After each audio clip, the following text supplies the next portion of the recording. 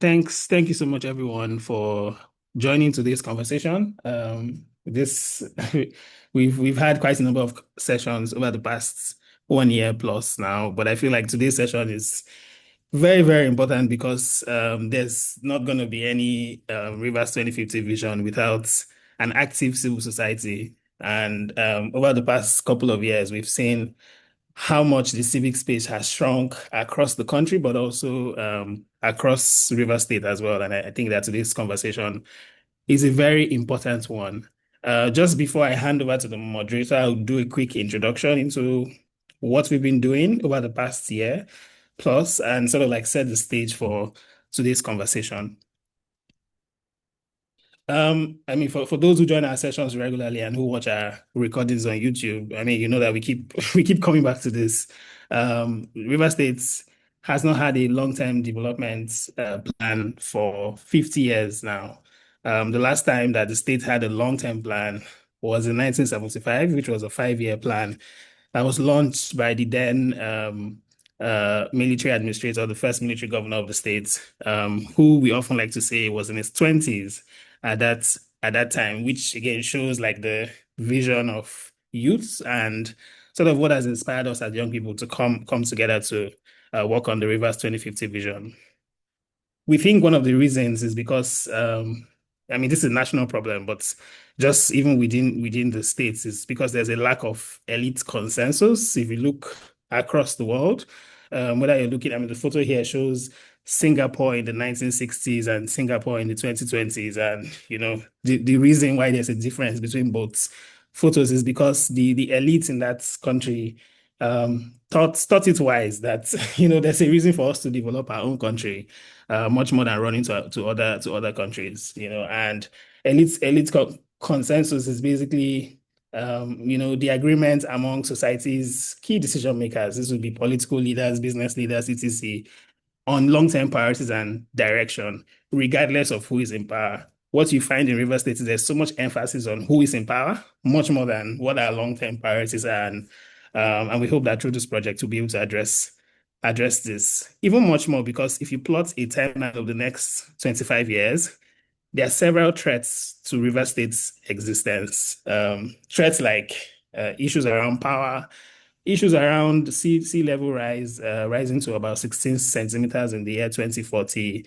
The fact that River State population will grow by 4 million people over the next 10 years. The fact that, you know, the world globally, but also crude oil resources, you know, our economy is an oil-based economy, begin to deplete, and also the fact that the world is generally moving away, and the urgent need for us to diversify our economy. So many of these things are threats that pose a huge existential, you know, threats to all of us, and that's why, as a state, we need to be thinking more futuristic.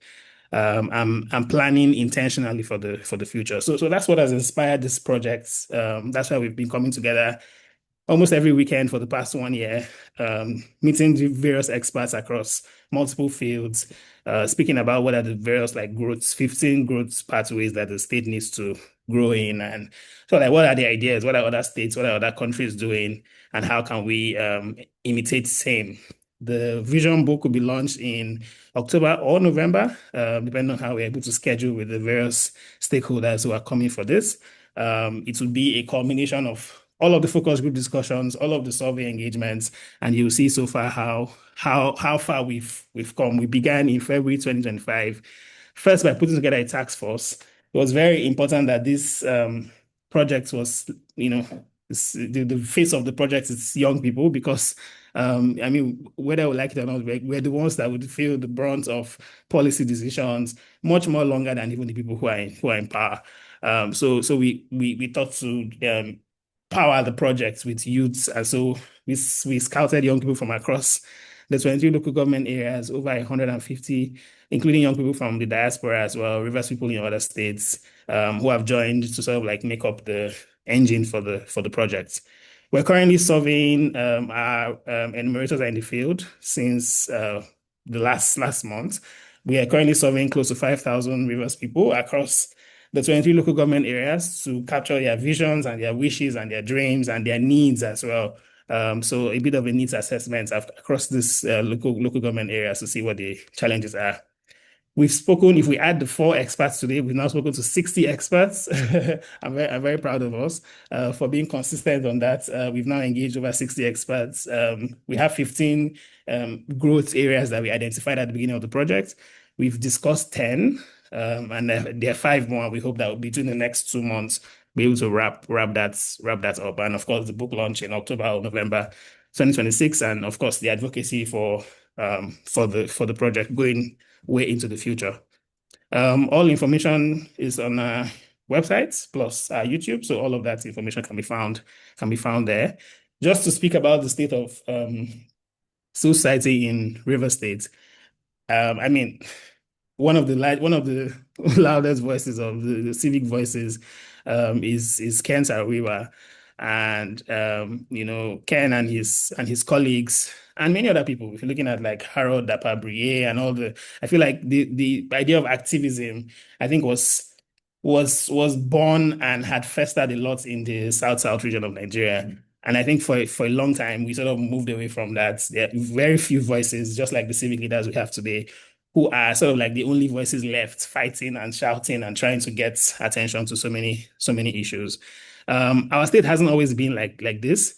I'm going to play just a few seconds of this video. We used to have a governor about a decade ago who used to actually have this thing that they called Citizens Town Hall. I'm not sure if folks on the call remember, but he would move around from local government to local government, telling young people, civil society organizations, random people basically, to ask questions about like what he's doing in their local government and how they can make things better. For the benefit of like posterity and record, I'm going to just play a few seconds so people see that this actually is possible, even though it hasn't happened for a very long time. This is something that is very possible and something that we should go back to as a state.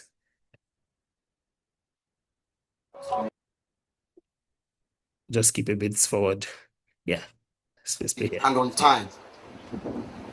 We have dealt with the issue of bad roads in the Okrika Island and the local government area. Today, we can make boast to say that we have completed the construction of the Kalioma Road. We have dealt with the issue and the challenges of the Tamunama Road, which led to the mortuary, which hitherto was a bush path, and our people had difficulty using that road. We've also constructed the Ibrahim.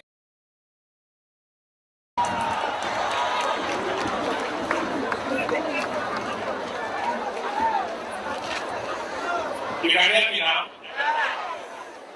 This is gentlemen. Please, allow me. Allow me because I'll be walking here. So clear from here.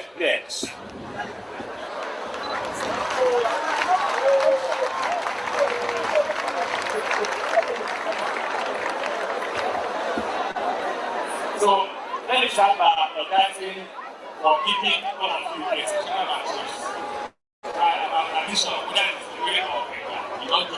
Okay, because of our time, we wouldn't have so much time to play the entire video, but I'm definitely going to drop a link to that in the chat, especially for the younger people who are on the call, who might not know that this used to be a thing, where we had accountability at that particular level. We also used to have sessions where we'd have state leaders go read to children in schools. I'm not sure the last time we read. Don't even know if we still read if folks in the brick house still read. But these were things that, I mean, Port Harcourt was the first sub-Saharan African city to be World Book Capital. On this project, we've engaged Mr. Koko Kalango, I think last year, and we're able to speak to her about this project and sort of like what are the lessons that we learned from that experience and how we can, draw those lessons for the Vision project. But just to say that we used to be cool states, right? What we see now is not a reflection of who we can be. And so I think it's important that we actually speak out against the mediocrity that we see currently and advocate for something way, way better.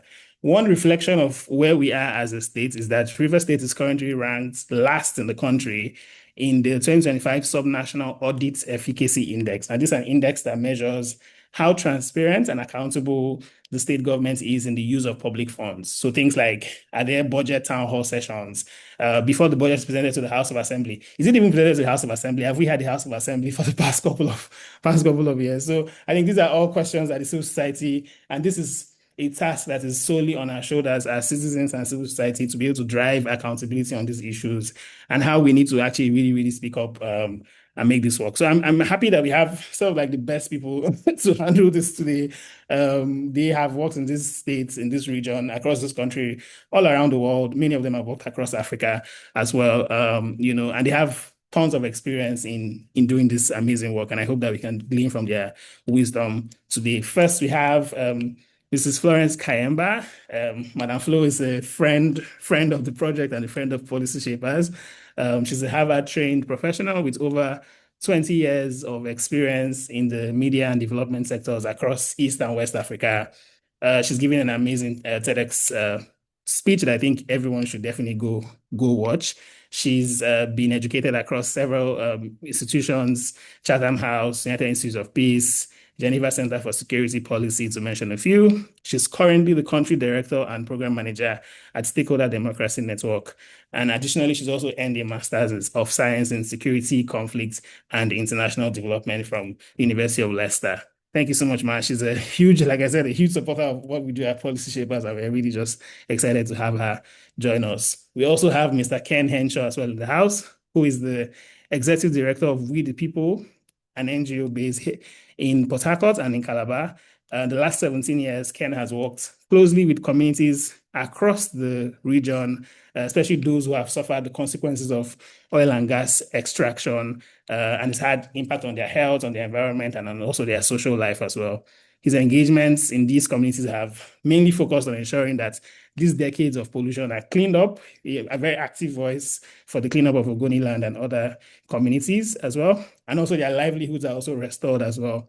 He's a passionate community voice, and people might not know this. It's not on this bio, but he was a student leader as well during the military days. And, I love to speak to him to hear the stories of how the kind of defiance that him and his colleagues had, facing sudden and certain deaths, but also still speaking up and printing flyers and jumping from trains and stuff like that to be able to ensure that they make their voices heard. So thank you so much, Ken. He has tons and tons of experience as an alumnus of the University of Port Harcourt. So just really happy to hear all of the ideas he has for us today.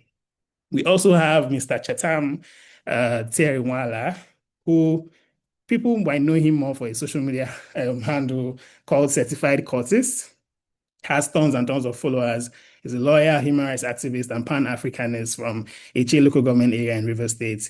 He's a fierce commentator and defender of the rights of Rivers people and Rivers issues, especially if you watch the national news, whether it's on channels or Arise. He's a popular commentator who comes on there to defend us. And he's also served as Executive Secretary of the African Procurement Institute.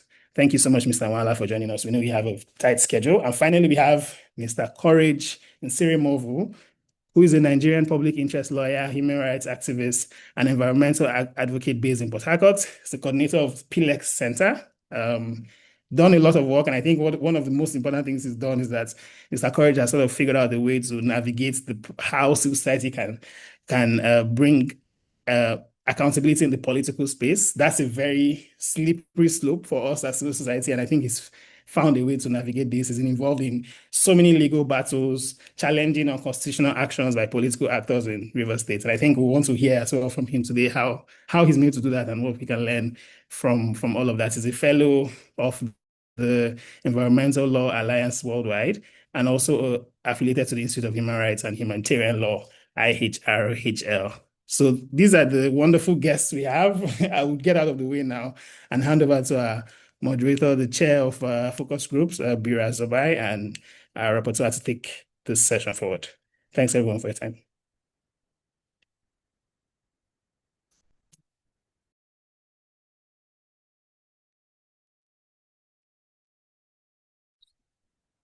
Okay, good afternoon, everyone. Please just confirm that you can hear me clearly. Okay, yes, I can see. Yes, we can hear you. There's a bit of a delay though, but we can hear you. Go on. Okay, so once again, welcome to everyone on the call, and most importantly to our speakers. Today's discussion is a very, very important one for this project, and I'm excited to speak with the speakers that we have on the call. who have a lot of experience and knowledge to share with us on the call. So to not delay us, our time is fast spent already. So I would like to commence the conversation with a question to all of the speakers. The speakers will take turn to respond to this particular question. So the question is, civil society organizations have long been at the forefront of advocacy, accountability, community development in RiversState. I mean, Ebenezer also spoke about some of the people who have also, fought for the people in Niger Delta. And again, is just to emphasize that these people have been in the forefront, advocating for accountability and development in RiversState. But importantly now, what we want to set as foundation for the conversation going forward is to know or to assess the current state of civil society in RiversState. We want to look at its trends. We want you to talk about the gaps and the barriers that are preventing it from driving meaningful change in recent times. So I'd like Florence Kayemba to speak first. Okay, thank you very much for the questions. It seems like 3 questions in one. So I am going to try to answer to the best of my ability. I'd like to say that civil society is extremely important in RiversState. And when we talk about civil society, we have to go beyond NGOs and actually start thinking about the wider civil society, like the media, professional associations, CBOs, and many other bodies that normally are hardly ever talked about when we talk about civil society. So in the context of this question, I will focus on NGOs.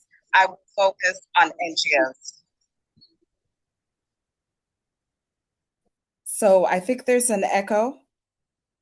Okay, I think that's gone right now. Okay. So civil society organizations act as watchdogs. And you must agree in RiversState, it's a very difficult environment, especially politically. As an organization, it hasn't been easy engaging with the RiversState government over the last 20 or so years. It's been a very painstaking process, but because we've often been persistent and also used a very propositional approach, trying to act as partners as opposed to people trying to provide oversight over what the government is doing. So it's really a fine balancing act because of the level of suspicion. But I also think, to be fair, there are organizations amongst us who have also contributed to the image that perhaps we are jokers. We are noisemakers. We're not necessarily there to see the good in society. We're just there to promote ourselves. But in terms of transparency and accountability, that has been a challenge for a very, very long time. For example, access to local government budgets. That's been very difficult. And I remember there was a time I was trying to get myself a copy. I went to a ministry and I had to try to disguise myself as a student. So you can imagine how difficult that was. And it just became very complicated. The state budget, oftentimes it is released, it is passed, but even going through it, it's hard to understand what was achieved before, what is basically going to be achieved this time. I mean, you see a whole bunch of projects, but there's no real overall objective and long term plan. So I really think as civil society organizations, it is important that we build our own capacity to understand how our state governments earn revenue, to understand how that revenue is used, empower communities to understand how the local government budgets are formed, stress the importance of citizen participation in budget making, and also monitoring and tracking. Yes, this sounds very traditional, but unfortunately, as a state, we have done very poorly in terms of access to information. So, therefore, these approaches must continue. However, there are opportunities. When we look at technology, there are various digital tools that we can actually use. You know, as SDN, we have experimented with certain apps and certain platforms. Of course, there is a question of sustainability. But I think this presents a very unique opportunity for citizens and especially young people. Now, one of the reasons perhaps we might not be as active as we should is that a lot of our organizations are project based and really depend on funding for external sources. So, that in itself is a challenge. That's the first thing. The second thing, I think a lot of us are still working in silos. We're not necessarily working together as we should.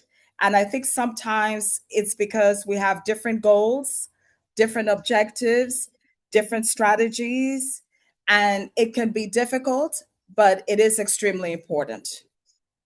The civic space is still very restricted here for CSOs. It's difficult even to meet with some agencies, some federal agencies based here in Port Harcourt. I won't name names, but I'm sure we know what they are. There is a lot of work for us to do, but I think in order to be actually more effective, we need to work as a collective, number one. Number two, we need to position ourselves as partners. Thank you. Thank you very much. Thank you so much. That was beautifully said.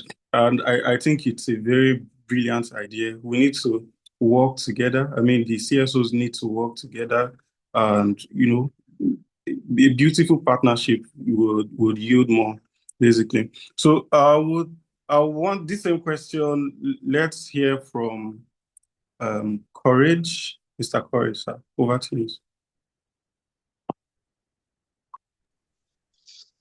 All right, thank you for having me, and thank you for the great work you're doing for the people of RiversState. I want to also use this opportunity to acknowledge some of elders in the space, Madam Florence and Ken Henshaw, for the work they do. And also my colleague, I don't know if Chetam is here.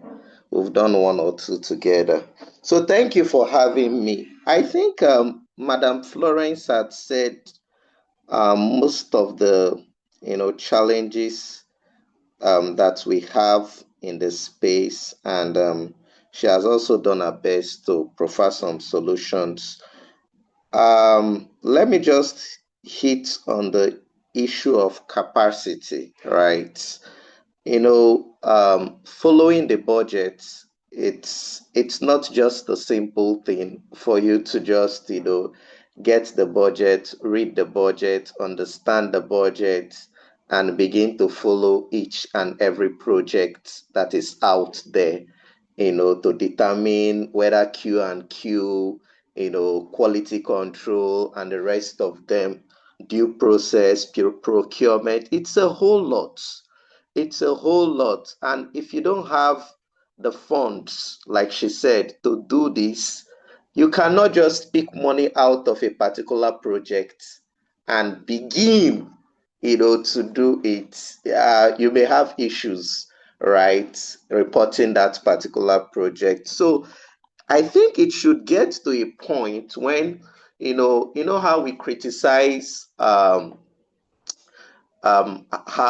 legislatures, and we say, you guys need to be doing something else. Being a legislature should not be your full-time job, right? So also in the civil society space, people should also be doing something else, because if you're just donor dependent, then it is the funds given to you for that project. Imagine they give you funds for climate, environment. You can't do anything on democracy. You can't do anything on human rights. So we need to, get to a point where we realize that for sustainability, we need to be doing other things so that we can have the funds to deal with these issues of governance. Because without the funds, you can't do so much. Then I would also say that one of the major gap we have in the space is, lack of leadership, right? And we really need credible leadership in the space, and maybe somebody, some kind of organic leader could, spring forth, and, we could rally around the person, because, setting up that kind of system where, like, what's coming to my mind is like labor union, right? Where you have a chairman. It's not an easy thing to do, but it's something we have to do. Madam Florence just said that most of the organizations are working in silos, and working alone, you may not be able to, achieve so much. So we need to have, some kind of network on these issues, especially the organizations that are working on issues of development, education, economy, human rights, things that have to do with, governance.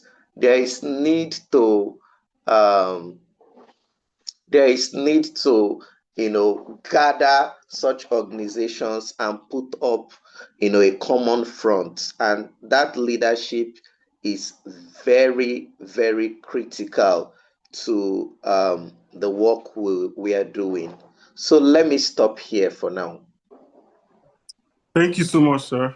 Very well said. Very well said. So I would hand over to Mr. Henshaw. But once more, let me reiterate the question, because Mr. Chetam recently came on the call. So we are talking about the fact that civil societies have been in the front line of advocacy in Rivers State, championing the cause for accountability and development in the state. But importantly, right now, we are looking at we are assessing the current state, and we are looking at the gaps, we are looking at the strengths, and we are looking at the barriers that have, stopped or barricaded growth in recent times. So we'll hear from Mr. Henshaw, and then we'll hear from Chetam for this session. So briefly, sir, over to you. Bira, thank you so much for having me. And Eben, fantastic work you've done with the Rivers 2050. Again, welcome Florence, welcome Shata, welcome Nsirimovu. It's a fantastic conversation we're having here, and the question is clear. What are the strengths of civil society in Rivers State at the moment? I would say very weak. It was not always like this.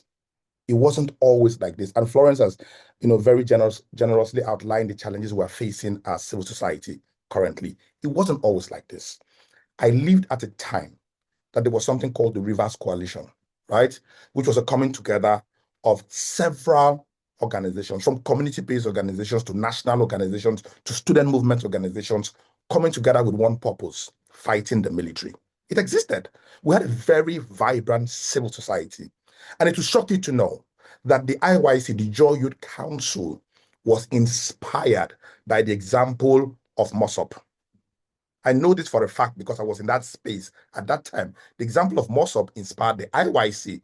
Okay, so the question people asked was, why was it so easy for Ken Saro-Wiwa to mobilize the Ogoni people with the logic of ecological restoration and protection, and we could not all at the same time mobilize people after June 12 around the logic of democracy? Why couldn't we? And that question led a bunch of young people to start discussing the possibility of creating a pan-Niger Delta development platform that shaped after environmental, thinking. It was a platform. The idea was to use environment to create a coming together of civil society groups across the Niger Delta region and ask serious political and economic questions. It was a development agenda, but environment was just a space. So there was a cooperation between civil society. The gentleman who did this didn't say that, oh, this is it was an ongoing struggle, we just had nothing to do with it. It didn't exist. Okay. I will also tell you this for a fact because I was there again when the Kayemba Declaration was being drafted, which is like the Bible of the just struggle. When it was being drafted, I tell people that there were gentlemen who were Ijos in that group. There were also a lot of, in fact, the majority were not even Ijos. There were people like Jaye Gaskia in the same room, Patrick Nabaton, Felix Tuodolo, who is Ijo, yeah. But there were people like Uche Onyokocha, who is Igbo. People didn't care. People simply did not care where they came from. We had that idea of uniting and fighting, but I don't know, for whatever reason. I think, with the benefit of history, the hindsight of history looking back, I can say that at some point after 1999, pre-1999, we had come to look at our focus as civil society as being to end military rule in the country and enthrone democracy. It became the goal of civil society in Nigeria, in RiversState, was the goal of civil society. So we all conglomerated under something called Rivers Coalition. All organizations focus on fighting the military. And when the military departed in 1999, there was no post-military agenda for civil society in RiversState and in Nigeria. There was no plan. Absolutely. So kicking out military rule was an end in itself. We did not have a plan for how to strengthen and build a democracy. And that's why the usurpers immediately grabbed it and took it. Okay? And so there is the weakness of civil society. Civil society is weak, right? But we need to also understand that there are active forces fighting to weaken civil society more. I don't want to talk too much on this. I know my co-panelists have been very brief, but I'll just tell you a few instances. So we came together a couple of years ago and created something called the Rivers Civil Society Organizations. Very odd name, I know. Yeah, but we modeled it after the Edo Civil Society Organizations, headed by a bunch of radical gentlemen, Omo Budeago, Saze Digin in Edo State, doing fantastic work, fighting for access to power, democracy, and all that in Edo State. So we imagined that we could do something similar in RiversState, right? And we created the Rivers Civil Society Organizations in RiversState. Guess what the government did? They created the exact same RiversState Civil Society Organizations with another leadership, another set of members, and with the same logo, everything. You can ask an FR Judge will this. They created RIF CSO, the exact same thing. They cloned it. And so when the government says, we're calling a meeting of civil society, their own RIF CSO goes. And it became a debate. Who is the real leader of civil society in RiversState? It became a court debate. You couldn't tell who was the leader of civil society in RiversState. They cloned it.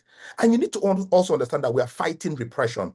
Most times it's subtle, but there is repression against civil society in the state.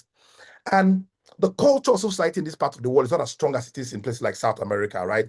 And there is that active repression has meant that a lot of organizations that were hitherto on the part of the people have soft pedal. So you see organizations that were talking about transparency and accountability, demanding for open budget and participation in RiversState 8 years ago.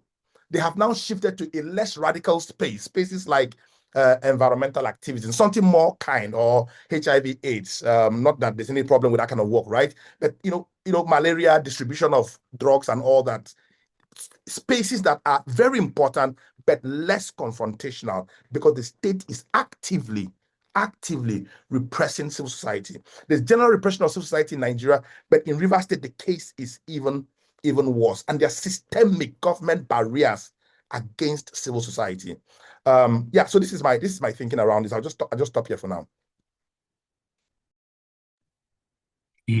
Really, that was powerful. I think that's the best way to encapsulate that. Thank you so much, sir, for the insights, the history as well. Very, very, very important.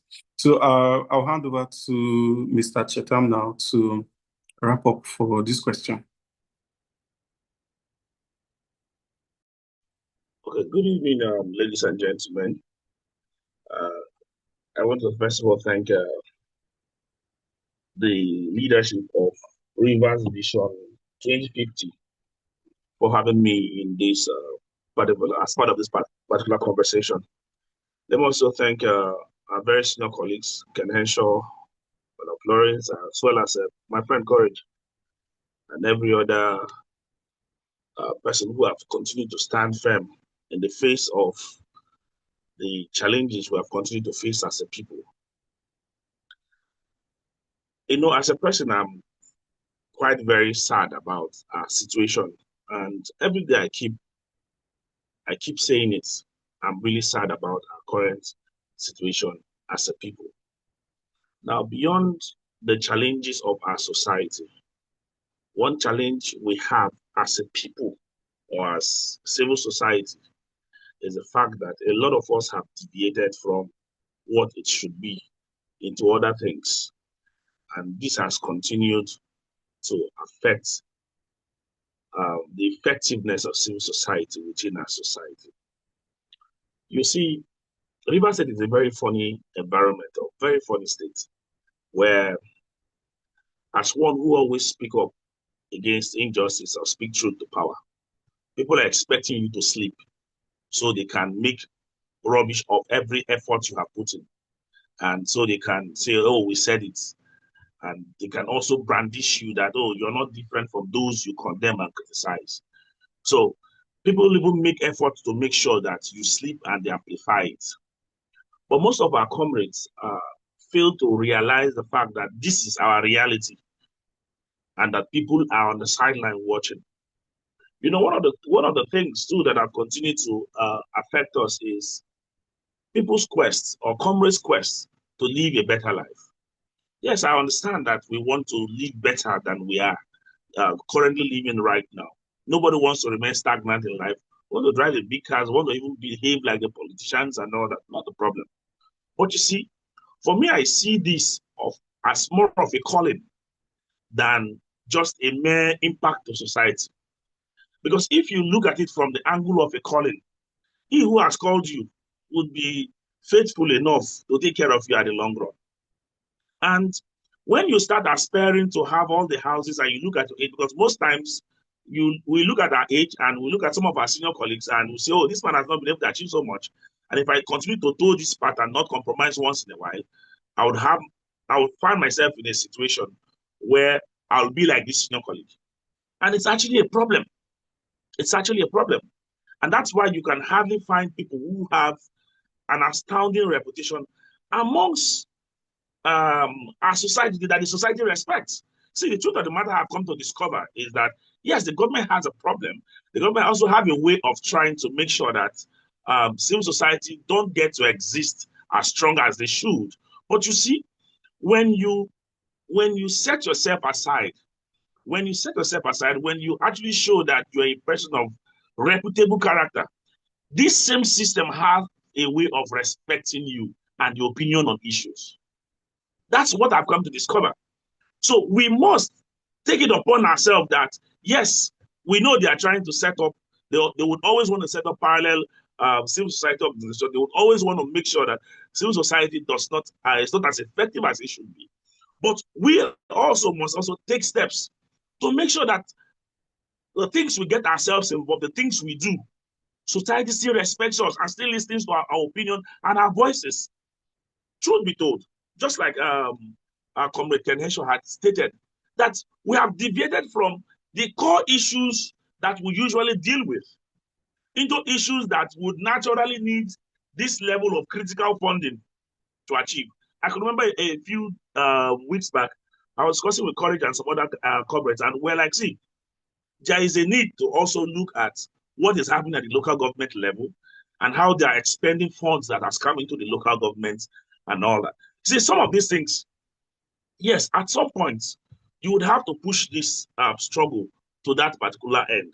But you see, what we have continued to focus on has always been things that, well, in as much I'm not trying to look down on them, but they are not things that would naturally give the drive and the push for the type of RiversState we want or the type of society we want. And the truth is this, if we continue to push for this type of things, trust me, and even the funders of the funders are also not even willing to fund how do I even describe it now? To fund to fund activism in its real sense. What they are more interested in are these other aspects of conversations and all that. It's a sad one, but it's a reality. It's a reality, and we have to look for a way to deal with it. So we are neglecting the crux of the matter. That's why by the day you keep saying that the society keeps falling apart, critical issues are not discussed. In short, civil society don't even address critical issues unless it has some level of national or statewide coloration. Now we abandon them because we are all focused on one project or the other that already has donor funding. So these other issues that probably do not have donor funding, we don't get to lend our voices to them. And at the end of the day, we come back together as civil society. And really, the truth of the matter is that with our individual projects, people are actually running today. You ask yourself, of what impact are this project in our society today? You discover that irrespective of every effort a lot of persons has put in, we can't really find the impact because the society keeps falling apart. Because the critical issue that has to do with governance is not being dealt with. And I'm of the opinion, and I've always advocated, as I see, we must tackle these politicians head on. How they spend our money. A man receives 20 to 50 billion within 3-4 months, and at the end of the day, he uses it to do something worth about 5 billion. The people hail the man for doing that. Oh, he has done so much. But they don't actually realize that this person collected more and could have done more. Yeah. We look at the CIVIC report that came out recently, where it was said that the Abbas administration spent about 302 billion naira for administrative purposes alone. 302 billion. And don't also forget, Abbas himself has said that he had saved 300 billion. So within 6 months, Rivers has spent or had around 600 billion. So if we could have 600 billion within 6 months, it tells you how much we have continued to lose. Yeah. And you can't find anything. So yes. I'm really sad. So I think that we really have a lot to do as a people. We really have a lot to do. So I'm going to leave it here at this particular point. Thank you once again for having me. All right. Thank you so much, sir. Very, very well said. I mean, they were very articulate, and I can tell it's coming from a very passionate heart. All right. So let's take the conversation further. So I'll take this question to Ma Florence. I don't know if she's still on the call. Okay, yes, she is. So, yes, she is. So we are aware that SDN, which is a Stakeholders Democracy Network, your organization has worked on governance and resource rights in the Niger Delta for some time now. And I want to ask categorically, from your vantage point, how effective is RiversState translating its oil wealth into a necessary development for the ordinary people? And what systematic changes are needed by 2050? All right, thank you very much. In terms of what RiversState has actually done, in terms of using its oil wealth, it's very difficult to establish that. Very, very difficult, because it's really not about roads. It's not about hospitals. I think it's so much more. It's also about legacy. I don't really think I have very kind words to say. So I think I will spare you. I will spare you what it is that I really want to say. But let's just say that we are not satisfied. I mean, when you look at how much we earn as a state, even in terms of internally generated revenue, that is aside, the revenue that we get from oil, it is very sad. And I like to say that when you come to the Niger Delta, unfortunately, this region epitomizes what you call the resource curse and also the Dutch disease.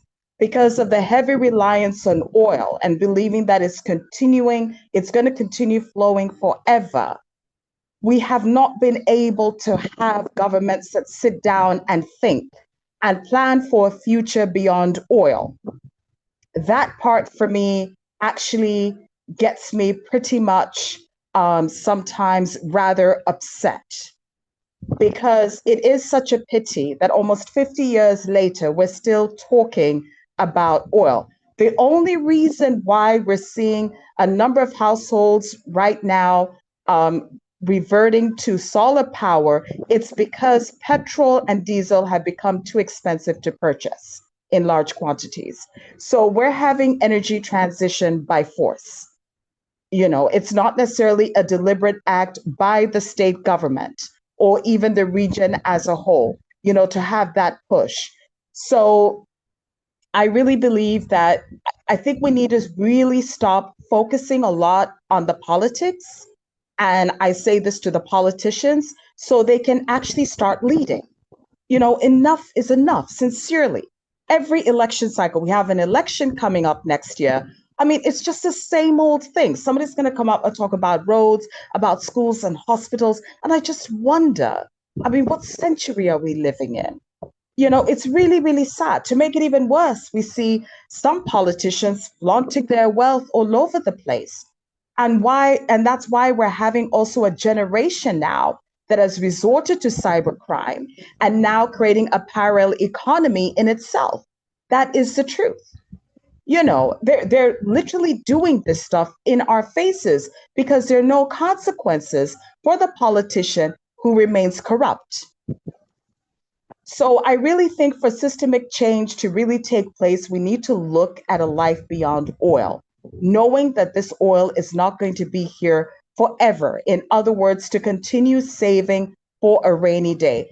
Currently, we have the Host Community Development Trust process. SDN, you know, has been trying to monitor this process from the very beginning. We believe that it is a great opportunity to see how communities at least can have a bit of a say in how oil revenues are actually spent, because you're familiar with the PIA and what it says about the trusts and how much money should be put in those trusts on an annual basis. And that is 3% of the operating expenses of the oil companies from the preceding year. However, even with the Host Community Development Trust, we've also began seeing a trend that is also pretty much disturbing. Some of these trusts actually have budgets that are far larger than the local government budgets. So you have some very unique dynamics going on within the local government. I believe in local government autonomy, but the current model, it is hard to ascertain if it will actually work, because these local governments have often been an extension of our state governments. And oftentimes there are people who are very loyal to whatever ruling party that is in power. So I think the HCDTs provide that opportunity to start planning for the future. However, the onus is also in communities to think about long-term projects, to think about perhaps allocating some funds to energy transition, to think about issues such as human capital development. What we have seen is that people are a lot more focused on markets, town halls. I mean, those things, yes, they are important, but the truth of the matter is this: they are not what will create the type of local economy and state economy we actually want to see. So that in itself is an opportunity. But when it comes to the local government, I believe that's where development actually starts. I mean, we can talk about the state governments all day, but without the local governments functioning as they should, we are still going to see this level of underdevelopment in most of our states within the region. And I really think it is time to think about what type of model do we need for local government autonomy. It's not enough to say the local governments are now independent. All the money that is meant to accrue to them is going to them directly, and therefore we're solving a problem. I really do not think so. I really don't think so. So I really think that this is an opportunity to delve even deeper into what type of development we want, especially at the community level. It's also an opportunity, I believe, for the next, up until 2050, our state governments. I don't know, maybe it's now a little too late because this current governor, his tenure is ending very soon. Maybe he'll come back, maybe he won't.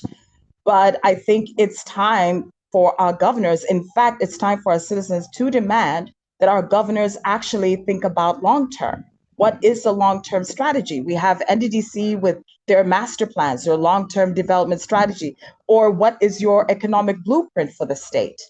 So it's very sad. It's a very sad state of affairs. However, it does not mean that it is too late or it's impossible to fix. I think it's just the will of those in power. But I also believe citizens as well need to stop being passive, which can be very difficult in a state like this where those in power seem way too powerful and there's very little else you can do but just pray. So those are just a few of my thoughts on this. Thank you. Thank you so much, ma'am. Very, very, very, very well said. I know you talked about politics. You talked about the state government and governance as well when you were speaking. But I'd like to drive us back to that place. I'm aware that SDN has in the past organized, governorship debates in the states to influence the election agenda and to guide the citizens in their choices as well. So importantly, just like you said, there's an election next year. We are not sure if the governor is going to come back or not, but do you have plans as an organization to have these debates for next year? And also, what are your thoughts on how civil society can drive an issue-based campaign for the forthcoming general elections? Okay. First of all, the governorship debate is normally organized by a consortium of organizations, including organized private sector. So we're actually a partner in the consortium. And obviously, this is a discussion we've had with other partners. It's still in the works. It takes a significant number of months to actually plan. But for us, we believe a debate is a very integral part of the democratic process.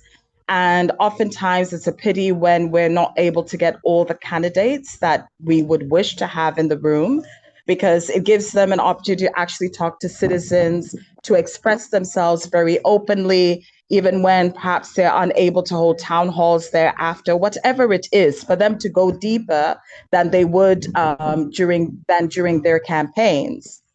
What was the other question? Sorry, it's just, yes, there was another question. Yeah. Oh yeah, an issue-based campaign. Now, unfortunately, and I think Ken and Courage might agree with me here, we just have a few months left. I mean, to start doing an issue-based campaign would have started about at least 2 years ago.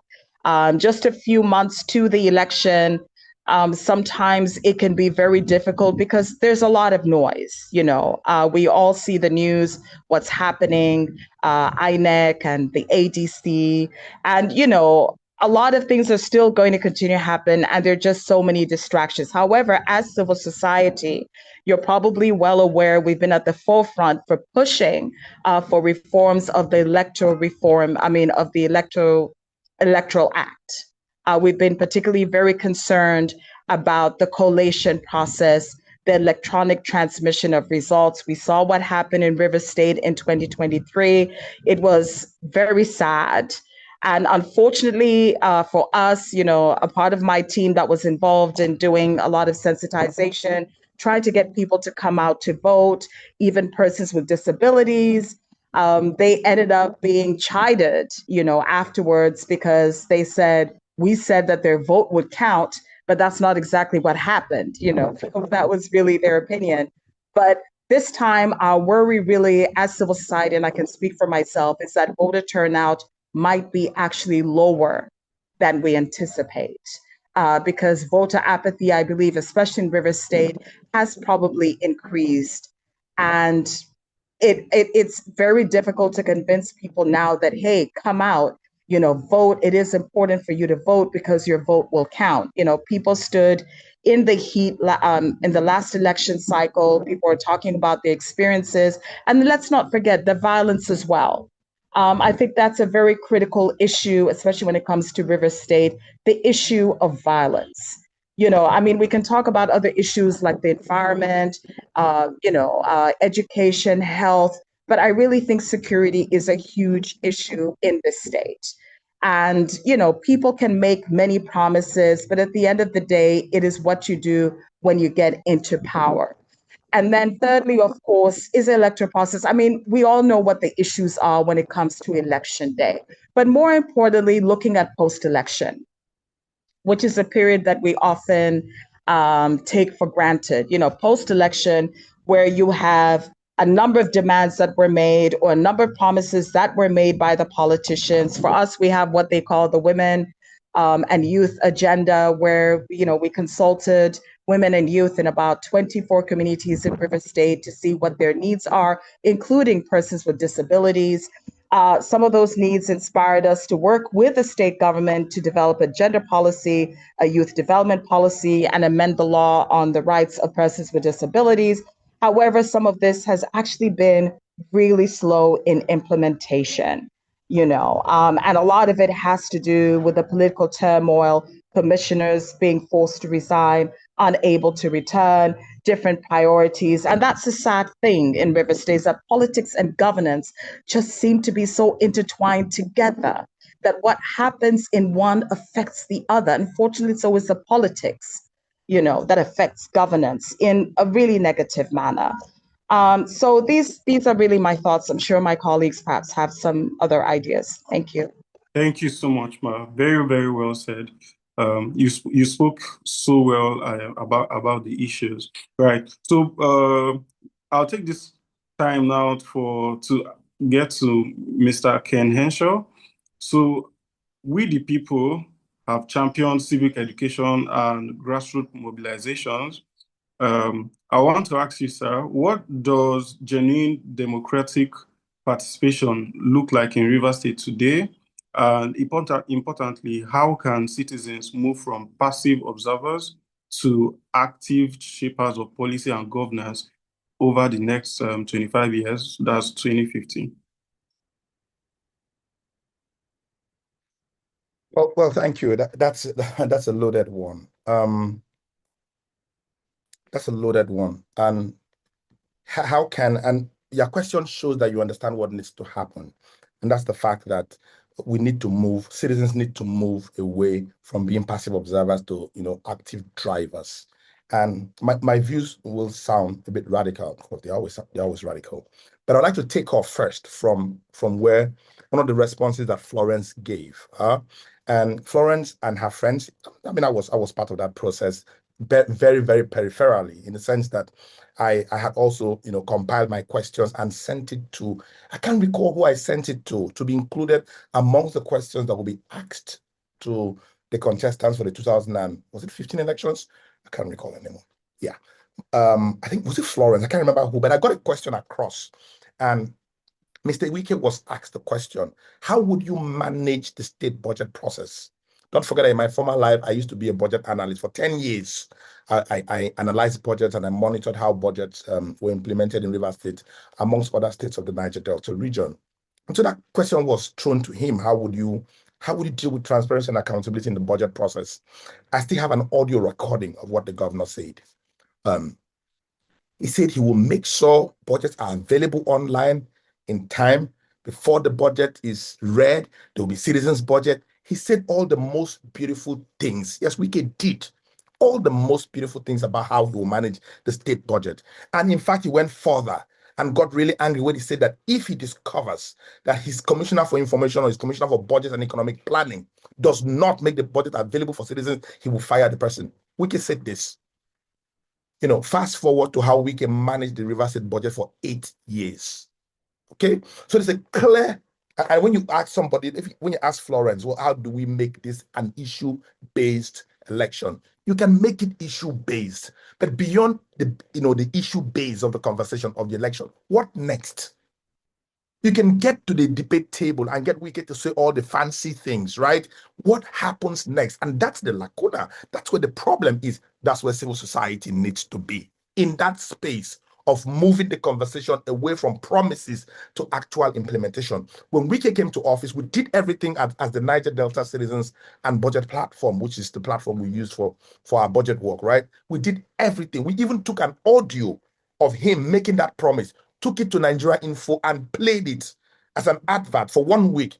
He didn't do nothing because he understands, the political class understand, those who preside over the affairs of our state understand that there's nothing you can do. They understand and they are confident that the conversation about leadership and governance in Rivers State is between Wike, Sim, Fubara State House of Assembly, and that the decisions are taken at Aso Rock. They both know. And that you and I, citizens, can do absolutely nothing. Do you know why that is happening?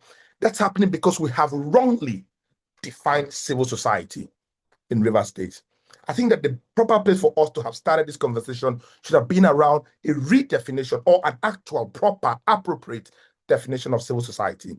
Civil society is not a bunch of NGOs based in Port Harcourt. It's the full spectrum of organizations existing outside the government and business space, pushing for policies of various kinds to come into place. Civil society includes, the NLC, the NUC, and all those groups. That's civil society.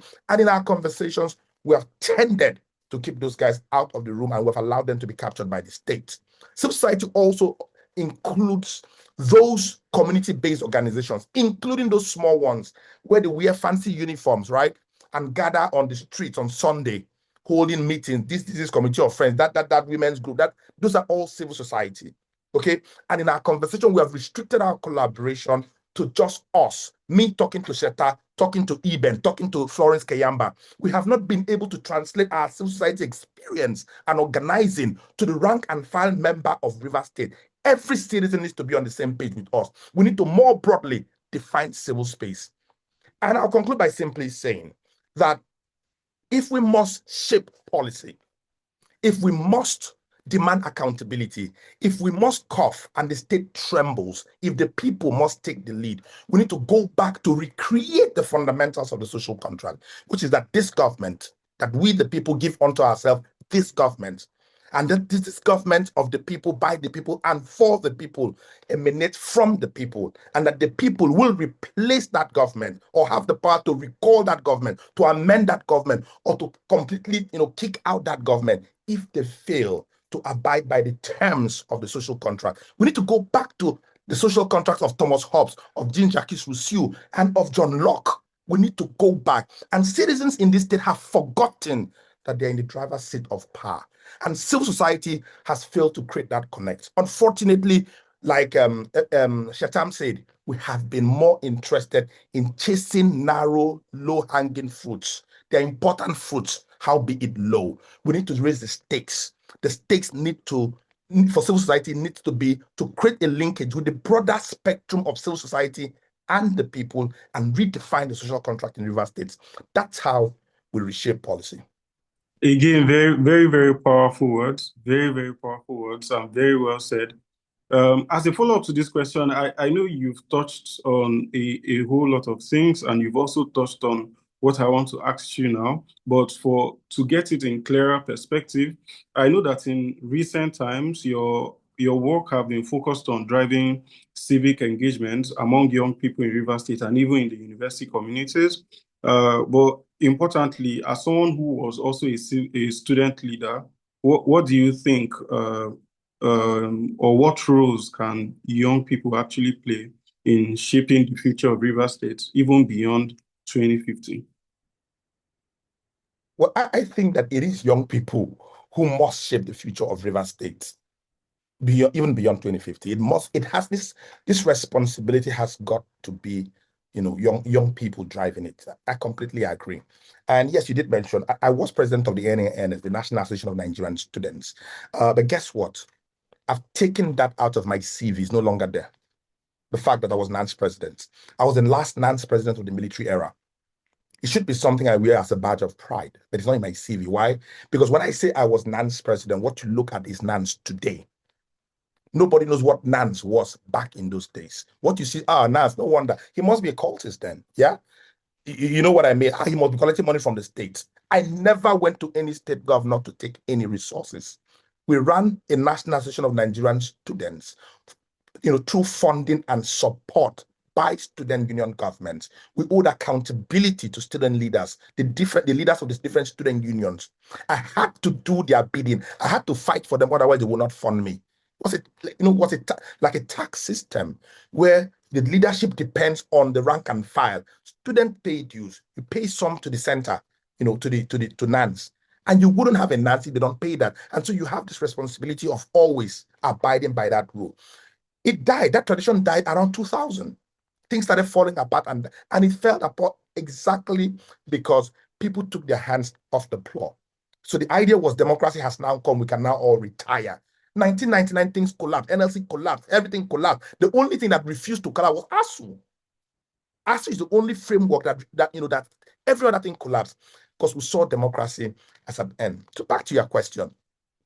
I think that young people should be the ones in the driving seat of policy. And that's why I'm very interested in what Eben is doing. In fact, I called Eben up and we had a discussion the other day about how we can strengthen the angle of the Rivers 2050 vision in terms of young people, that deals with young people. I called him up, and it's something we're going to do later this month. Strengthen the voice of young people in this vision, because I like the vision, because I know that, it is young people that will live longest with the consequences of the decisions taken today. They're the ones who will live with it, right? But I must tell you, Eben, and I'm sorry to say this, that you need to look deep inside you and find the right kind of young people. I don't know how you guys are going to do it, but you need some kind of inspiration to spark interest. What you have now are young people in the country, in the state, faced by three critical factors that scare me. One is gangsterism, they call it cultism, but just a bunch of gangs. The second is drug usage. More than 70% of young people are abusing substances. It's a major problem. And you have a population of the demography of young people in the state who believe in miracles. I don't mean religious miracles. I mean the miracle of Bet Niger, the miracle of Jakpa, the miracle that somehow something will fix the situation. That was not we weren't thinking like that in our 20s. We thought that we will go to the street, fight on the streets, and change our country, our state. That was our definition of patriotism. Eben, I don't know how you guys are going to do it, but you need to, spark a fire of patriotism. The patriotism in young people that makes them willing to stay back, work for their state, to take this policy, push it, to hold their government accountable, no matter whose ox is scored. It's a tax you guys have cut out for yourself, and I don't envy you.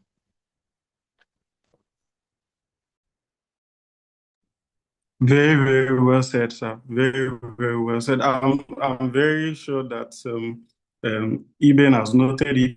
As a team, we are going to, just like Eben said in the comments, as a team, we are going to make sure that this is something we are to work on. Awesomely. Thank you once more for this very powerful insight, sir. So I'll take this conversation to Mr. Chetam now. Okay, still on the call. So human rights violation, land disputes, and environmental injustice remain persistent challenges in RiversState. What are the most urgent legal and institutional reforms needed to protect the rights of RiversState people, especially marginalized communities?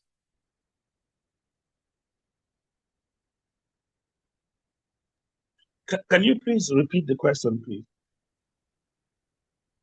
Okay. Can you hear me clearly? Just to confirm Loud that. and clear, please. Loud and clear. Okay. Okay, so I was talking about the fact that human rights violations, land disputes, environmental injustice, amongst a host of other things, remain persistent challenges in RiversState.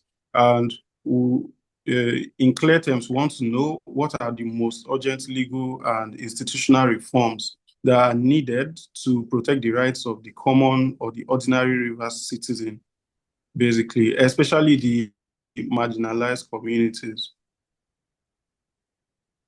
Okay. One thing I keep saying is when you have an educated population, it makes it easy to drive human rights, and it makes it easy to deal with some of these issues.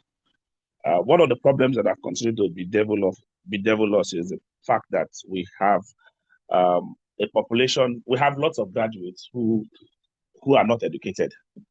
I'm sorry to say, but that's our reality. We have lots of graduates who are not educated. So people just get to acquire degrees without even knowing what is happening in their immediate communities and environment. Now, when we look at our states today, ranging from the human rights issues, ranging from the land disputes, including this recent issue, madness of land grabbing and all that we see that have persistently taken over our state. Let me tell you something. And some of the biggest land grabbers, you see them on social media, they are motivational speakers, and they are some of the role models our young people look up to. And you keep asking, how did we get to this point that we are now so scared of looking at these people in their faces to call them who they are in the circumstance? And if you're talking about legal reforms would ordinarily be driven by, suggested by, for maybe civil society, and driven by the House of Assembly, and where we need to make laws to curb some of these challenges and some of these issues, and to make sure that we have a proper state and things being done properly.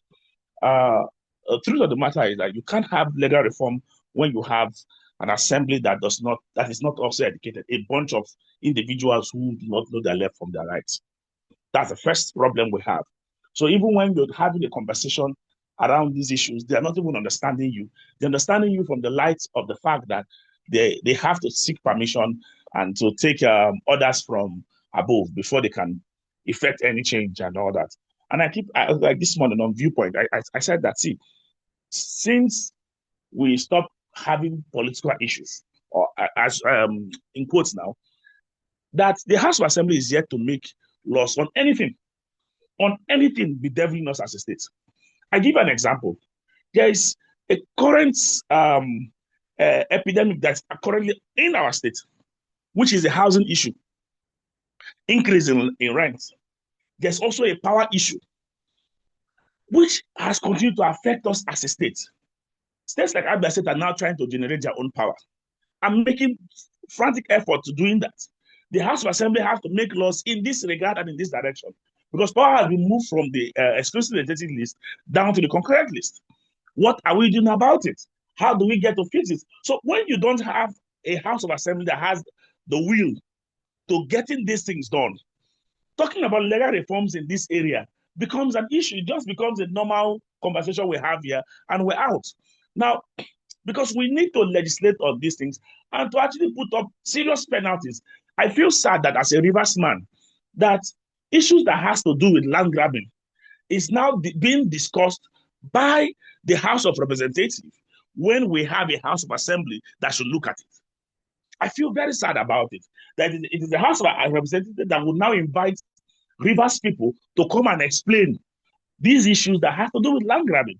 It tells you that the House of Assembly we have is not ready. Now, another thing we must also realize is that the people are also part and parcel of this problem. Even we ourselves that seem to be educated or seem to be aware, that has this awareness, we're also part and parcel of this problem. Now, like I said before, when you have an uneducated population, it becomes a problem. The people are hungry. We all are hungry, no doubt, because the system has made it so that we become hungry and become easily manipulated by them. But the point is, what can we even do, even in the face of our hunger? At some point, we need to start learning to defy hunger. At some point, we need to start learning to defy hunger. The challenge we keep having is that everybody wants to live above their means because nobody is actually questioning the means of people within our society. So you continue to have these violations. Human rights violations comes as a result of these criminalities we find within our society. Like the recent issue we dealt with, which has to do with Rivers United Football Club.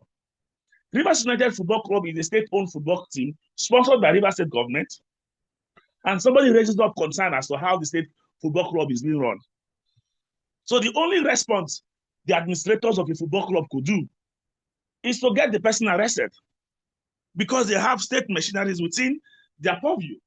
So this is the type of environment where, so we continue to see this violation. Meanwhile, these administrators are building houses, these administrators are building hotels from coffers of the Rivers United. So it becomes a problem. Now, ordinarily, one would have actually approached the House of Assembly and asked them to make laws with respect to Rivers United to make sure that we know the amount of RiversState resources that is being expended into a club like Rivers United, and what exactly is RiversState as a state benefiting from Rivers United that we continue to fund the club every day. But we don't look at these issues. In short, I can tell you for free that a lot of us do not even know that such issues actually exist within our state. So one of the things we will consider, the first time I discussed with Eben about Vision 2050, I was a little bit skeptical. I was skeptical because I know you need the political will to drive whatever vision you have. Yeah. You need the political will. And the truth is, as of today, those persons at the helm of affairs are not interested in your vision. So the only thing we can look for, the only ways we can even get whatever reforms we need to get is to force our vision down their throat. It's to force it down. For me, I don't believe in this in petting issues. I believe in being confrontational on some of these issues with these people because they don't understand dialogue. They don't understand conversations. They understand the force. They understand strength. That's what they understand. So you give it to them back. So there is a lot we have to do as civil society if we really want to get these reforms in most of these areas done. So the reforms can only come when we have the political will. We can only make the suggestions and talk about it today and we'll go back home and that's all. But I want us to move beyond these conversations and taking critical and practical actions against these people. Thank you. Mm-hmm. Thank you, sir. Thank you. Just briefly before you go, just as a follow-up to this question, I mean, almost all of us on this call are aware of the fact that you've used the media very, very, very, very well in driving change and in calling the government to sit a lot of times. So I want to ask categorically, what is your advice on how the media in RiversState can work closely with the civil society for the benefit of the society? To be fair to you and to be fair to also the media houses in RiversState, in a way they are also trying. In another way, I must tell you that one of the problems we also have as a people is the media, because the media seem to be very compromised. And one of the challenges we continue to see is that there are persons within these media houses that have now formed some level of coalition with these persons. I could tell you something that recently happened with Super FM, for example, where a reporter of Super FM raised up the concern about the falling tanks in Gwara community, one of those water tanks by High Prep. And we saw the reaction of Super FM. Personally, I was really disappointed. I was very disappointed about how they reacted to, because these are things that happened. He only made it, but now we came to discover that there is more of a retainership between High Prep and Super FM. So because this retainership exists, they are interested more in protecting their business than even reporting what is true and what is factual. So the media can as well partner with, and they've been doing a great job. You must give them kudos. The media can as well partner with civil society in achieving, because the truth of the matter is that as of today, the only thing we have is the conventional media and social media. And if we can make use of the conventional media very well, we would achieve a lot. But we must also make sure that we don't fall into the hands of some of these compromised media practitioners. We must also make sure that we protect ourselves from it. Because one of the things I've also discovered is that we cannot continue to allow issues that has to do with RiversState. We should learn to manage them and deal with them. Because the truth is this, every wrong and negative narration about RiversState is overblown by the entirety of Nigeria's media space. So when issues that concerns RiversState comes up to the news, there's a sense in which they blow it out of line and out of proportion and eventually give demarketing the state. So we must also try to as well balance the situation where we are calling and demanding for good governance, and also try to make sure we protect the image of the state. Because to be honest with you, RiversState has suffered lately, suffered so much. And I speak with passion this way because I know that there's a lot we can achieve. Unfortunately, the people we have at the helm of affairs are not interested in that. But we can really explore the media. We can actually create serious synergy and partnership with them and put this information out there and catching on social media. See, truth be told, civil society organizations are not using social media effectively. We're not using social media enough, to be honest with you, because we have this at our beck and call.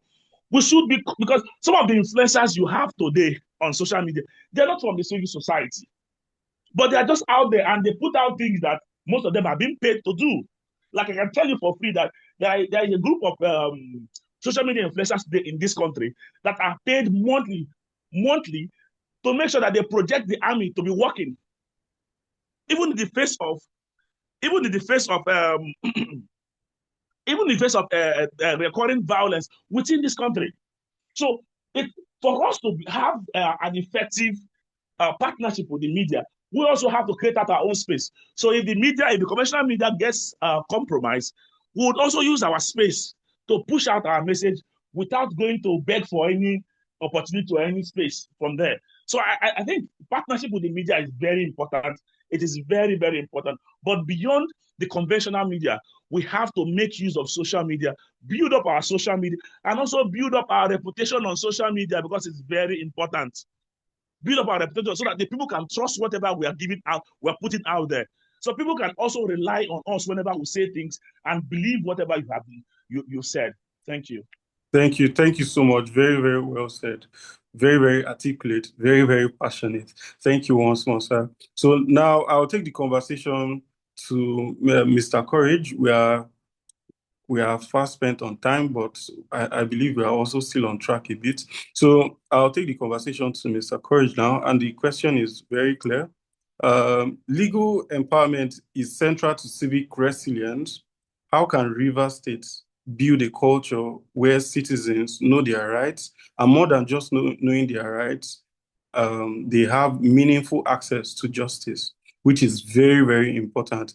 And again, what role should civil society organizations like PILEX play in realizing this vision?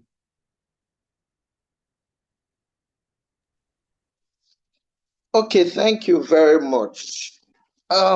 Your question is very, very thick, and given the paucity of time, I don't know how I can answer all of those questions. Okay, I'll try my best. How to, empower citizens, I'll start from there. So for us at PILEX Centre, we've been doing civic education classes, human rights, democracy, and environment. And the whole idea of doing that is to legally empower citizens, to have an active citizenry, to make demands from government. And we were able to raise or set up a human rights group from the students that graduated from the work we've been doing over time. And during the state of emergency, those students or graduates or citizens were, part of the protest we took to the government house. So it's something that we are already doing. But when you talk about access to justice, then you're taking it beyond the civic space now to the judiciary, right? We know that the problem of access to justice is that justice in itself is expensive. Some citizens cannot easily access justice because they don't have the funds to do that. And then when you even get to the judiciary and you're dealing with public interest matters that is in itself a confrontation of the state, either at the national or the state level. That's when you find out that our judiciary is not independent. So that is a problem of access to justice. The case we took to court during the state of emergency, one of those cases, the presiding judge of the Federal High Court transferred the matter to Abuja without our consent, without speaking to the lawyers. So she just did it, and then it was sent to Justice Omotosho. And Justice Omotosho is very loyal to one politician that we all know, and they killed the matter there. So that's the kind of judicial system. So there's still the problem of judicial reform. Once it has to do with political matters, your right to fair hearing is something you would really fight, to have. So if you don't deal with the issue of electoral reform, making sure that our votes count to put the people that respect the rule of law, if you don't deal with the issue of judicial reform, then when it has to do with public interest matters that affect politicians or the system one way or another, then it becomes a very, very Herculean task. So for PILEX Centre, we have been doing our best to raise citizens that are active. I know We the People has also been doing that with their Rights Academy, and like we keep saying, it's based on the funds available. You can only do so much. We are part of a public interest lawyering initiative for West Africa, and that is a class of lawyers who come together to stand up for society, right? And we are hopeful that we are expecting some kind of funds for a project where those lawyers can stand up for citizens free of charge, especially human rights defenders. Defenders goes beyond lawyers to people in community who are defending their environment, defending their rights, and all of that. So we are setting up a class of lawyers that will stand up for the interest of people to defend the space. So basically that should be my answer. Okay, thank you very much, sir. Thank you. Very, very well said. I have a follow-up question for you, and I would like you to please answer in about 2 minutes. As we already know, in recent times, the state have had a lot of both governance and political issues. We've been in the news for very, very wrong reasons. And again, most of the speakers have already spoken to it. But we're also aware that you've been active in this process. And I want to just ask, what are your thoughts on how civil society should engage in the political processes in the states, especially in ensuring meaningful participation and upholding of the rule of law? Okay, I think at the inception of this administration, or 1 year into the administration, we had the opportunity of meeting the governor. And one of the suggestions we made to him is, we should have regular town hall meetings in RiversState, but the political will is not there to, in this present administration, it has just been politics, politics, politics. So, but as civil society organizations, we need to leverage on our relationship with people in the House of Assembly, relationship with people in the executive, relationship with people in the judiciary, if we want to, effect any kind of, policy change, and also bring them to the table. And that is us, setting the tone of discussion in the media. Chetam was just talking about, the media space. And demanding for what we want, aggressive demand for what we want. You see the electoral reform we got, that demand has been on. When the senators, the committee came to Rivers State, we did a presentation, we had our own memorandum, we did a presentation on that subject matter, followed it up even at the national level, and you could see the level of protest to get that. So it's something that we need to, demand for. I mean, in our organization, we say know your rights, demand your rights, and defend your rights. And even this vision 2050, right? It's something that we need to make, an issue in the upcoming election. So Ebenezer has said it's coming up in, we're going to get the blueprints or the book in October. I mean, that's something for advocacy, for policy change. So it's something we should make a major subject matter in the next election. Thank you very much. Thank you so much, sir. You answered it brilliantly, and you also touched a very, very important point. So Mr. Courage spoke about the town hall meeting that is supposed to be had, that the governor or the government is supposed to have to engage with the citizens even more. Just at the beginning of the presentation, Ebenezer, showed us what should be like the last 10 or more than 10 years back when Governor Rotimi Amaechi had such forum, and which is the last time that Rivers State had such a forum.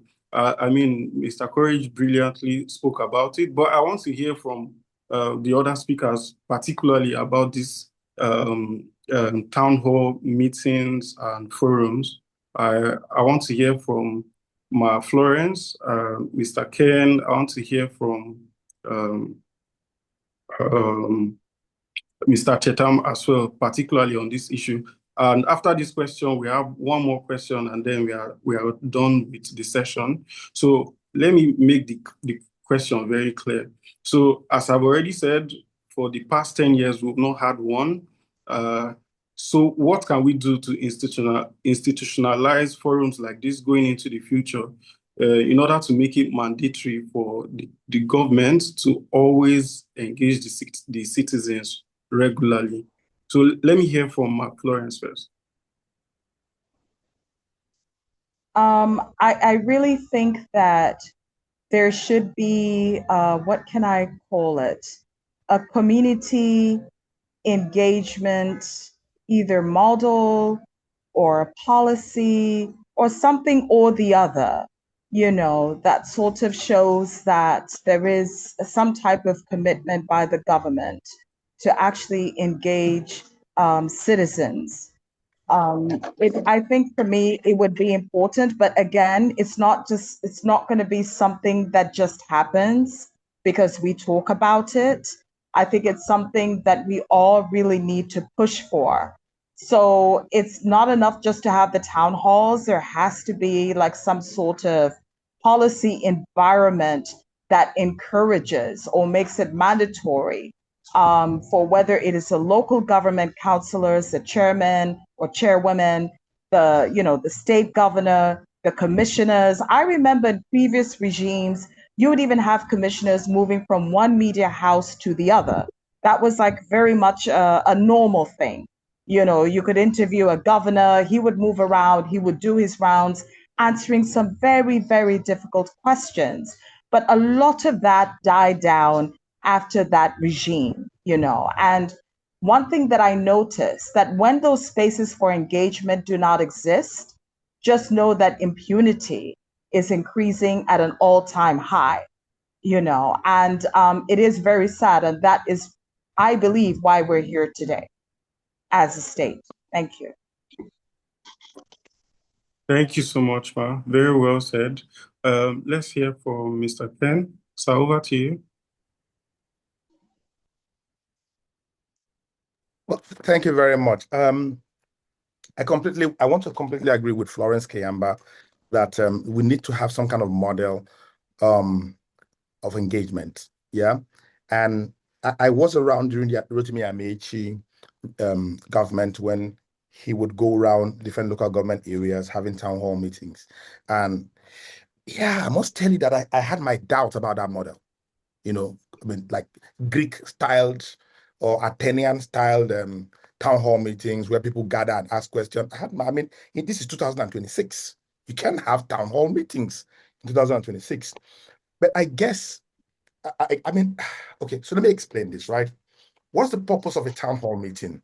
You are trying to get input from citizens into governance, have their concerns and questions addressed. That's the purpose of those town hall meetings. I believe that the technology we have available today can provide us ample forums to create such conversations without a governor going to the center of a football field and having people ask questions, right? So I agree with Florence. We should and we must evolve a system of citizen engagement that allows free flow of communication between citizens and the government. We need to create that model. And believe me, there are many, many, many systems of doing that. Many systems of the social media. There are many forums where that can happen. So that's one. Sheta said something which is also very important, and I want to reiterate. Sheta said that we need to also be concerned about people who are uneducated. And I want to say politically uneducated, citizens who are, I hate using the word uneducated, right? But who are not conscious of the texture and context of politics, who do not know. So I'll give an example of one such town hall meeting. A couple of years ago, Rotimi Amiti went to a town hall meeting and he was discussing with citizens about a road project. And was it a road project or a school project? Now, I don't remember now. He talked about the fact that a friend he knew way, way, way back in school had come to him. He was really broke back then, and asked him for a contract, and he gave him the job of constructing a school. This is from Amiti's mouth, in one of town hall. He gave him the job of constructing a school, and the guy took the money and ran away.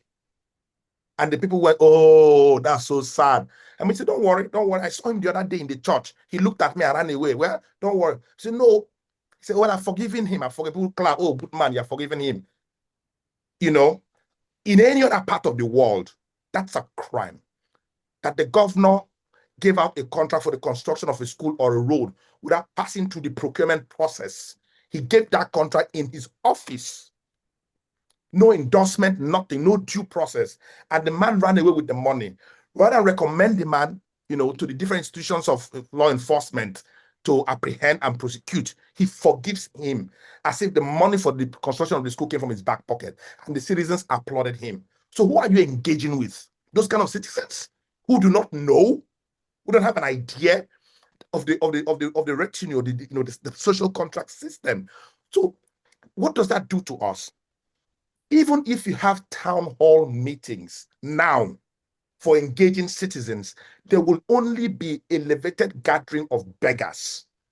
A town hall meeting, a system of engagement with the political ruler leadership of the state, must be a forum of peers talking to themselves. The holders of the social contract speaking to the people they employed, the governors, speaking to them and demanding accountability from them. It needs to be that. Anything less than that, it's not accountability. Anything less than that, it's not a town hall meeting. It cannot be a forum where a governor hands down what he wishes to do, what he has done, tells stories, and people clap and applaud. Because that's what will happen if this governor starts doing a town hall meeting. Our job as civil society is to go back to the drawing board, mobilize citizens, educate citizens, and get them to understand the fabric, the texture, the meaning of democracy, the meaning of policy engagement, and make them understand that when your governor or your local government chairman or even your House Assembly member comes to you to engage, either in a town hall meeting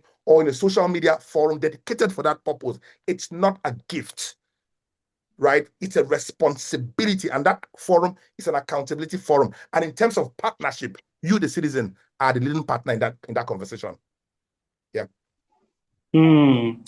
Thank you so much, sir. I couldn't stop clapping. Thank you. Very, very well said. Finally, on this, let's hear from Mr. Chetam briefly for 2 minutes, sir. Well, I think brilliant responses have been given with respect to this. I think during the state of emergency, there was this town hall meeting called by was it the News Central or one of these media houses that organized the town hall, and conversations around it, around RiversState was actually held. The truth of the matter is that there's something we are not also adverting our minds to. Sorry, sir, your audio is not very clear as it was before, Okay, sir. can you hear me now? Yes, sir. I said during the state of emergency, there was this town hall meeting that was called. I think it was by News Central or thereabout that called for town hall and conversations. I think Courage was even there. I watched it online, and conversations around RiversState was actually discussed. But there's something we are not also adverting our minds to, that in as much as you want to discuss progress, in as much as you want to engage the people, these politicians are building or have built an army of citizens who are ready and willing and available to counter everything you're going to do that does not seem to be in their interest. We should also cast our minds to this our reality. And you see them everywhere on social media. Go on social media now and say, XYZ person is not doing well. You now see how they come in their drones, how they come to tell you how real or how unreal you are, how you are a cheap. Or not of insult, of course, some of us are now used to it. Like, I'm no longer bothered by these days. If you give to me, I give you back to. We move on. So, but the truth of the matter is that these guys are building an army of citizens that we should naturally be engaging in conversations. So it makes it difficult. And the truth, another truth is, the people on social media are also limited, because we're not also considering the market women. How do we engage the market women? Just like Comrade Henshaw had also said, we need to go back to the drawing board, and it's a lot of work. It's a lot of work that could even last for a lifetime. But one of the solace I always have solace in the words of my mentor, PLO Lumumba. He will tell you that a generation fought against slavery, a generation fought against apartheid, a generation fought for independence, that our own generation should actually fight for something.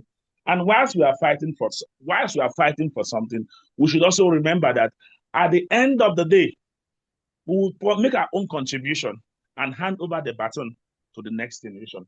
We might not, at the end of the day, cure the entire problems of our generation.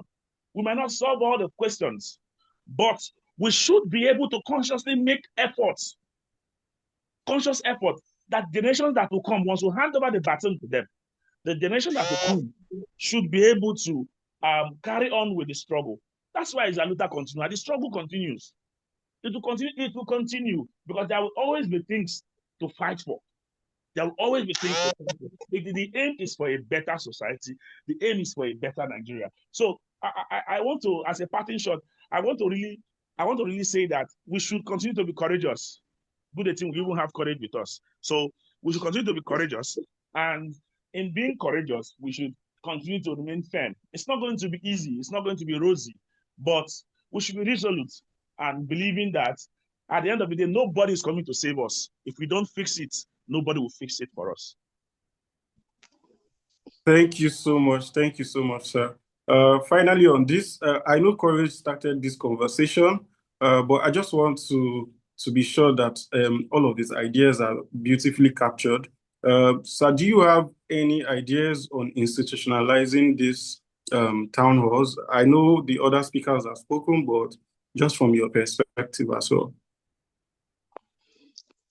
Okay, thank you very much. I hope my mic is on. Yes, it is. Yeah. All right, thank you very much. So I know I've been playing with this idea in my head of the People's Parliament, right? And I think it's something, like we keep saying, the challenge with this whole thing is funding, right? But I've been playing with that idea in my head, and I talk about it, right? The People's Parliament, you already have the government parliament. There is need for us to have the people's parliament. These are my thoughts. And, a place where citizens come together and, render their thoughts on issues of governance. And from that conversation, as a collective, take action. And if we have that kind of model, right, we will be able to, influence the conversation the way we want it to be, so that you may not be in the regular town hall meeting when it comes up, but because you've spoken about these issues, I think they have something like that. This Berekete thing in Abuja, there's something similar like that. We need to have our own here in RiversState, so that you influence the discourse, right? To a point that if this whole idea of town hall meeting eventually works, you already have people who replicate what you have already said. You know, I know this week talking about an uneducated citizenry that actually needs education. Our conversation can actually, model their own thoughts. So it's something we can do, institutionalizing it, right, at our own level as civil society organizations, citizens of Nigeria.